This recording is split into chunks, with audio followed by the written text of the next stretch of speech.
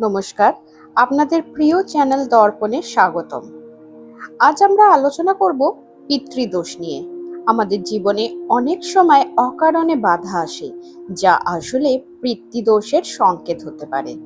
জ্যোতিষশাস্ত্র মতে পরিবারের পূর্বপুরুষদের আত্মা যদি অতৃপ্ত থাকে বা তাদের সঠিক সম্মান না জানানো হয়, তবে কোষ্ঠীতে পিতৃদোষ তৈরি হয়। এটি কোনো অভিশাপ নয়, বরং পূর্বপুরুষদের প্রতি আমাদের কর্তব্যের অভাবের একটি ইঙ্গিত। আপনার পরিবারে কি এই লক্ষণগুলো দেখা যাচ্ছে?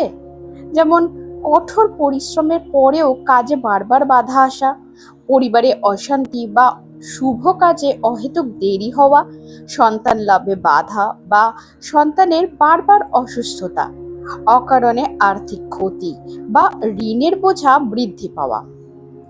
তবে এর প্রতিকার কি? এর থেকে মুক্তির উপায় খুবই সহজ। প্রতিদিন সূর্যদেবকে জল অর্পণ করুন। অমাবস্যা তিথিতে সাধ্যমতো অন্ন ও বস্ত্র দান করুন। বাড়িতে বড়দের সম্মান করুন এবং প্রয়াত পূর্বপুরুষদের স্মরণে তর্পণ করুন। ভক্তি আর বিশ্বাসের মাধ্যমে এই দোষ কাটিয়ে ওঠা সম্ভব। ভিডিওটি ভালো লাগলে লাইক করুন এবং আধ্যাত্মিক তথ্যের জন্য দর্পণকে সাবস্ক্রাইব করে পাশে থাকুন। ধন্যবাদ।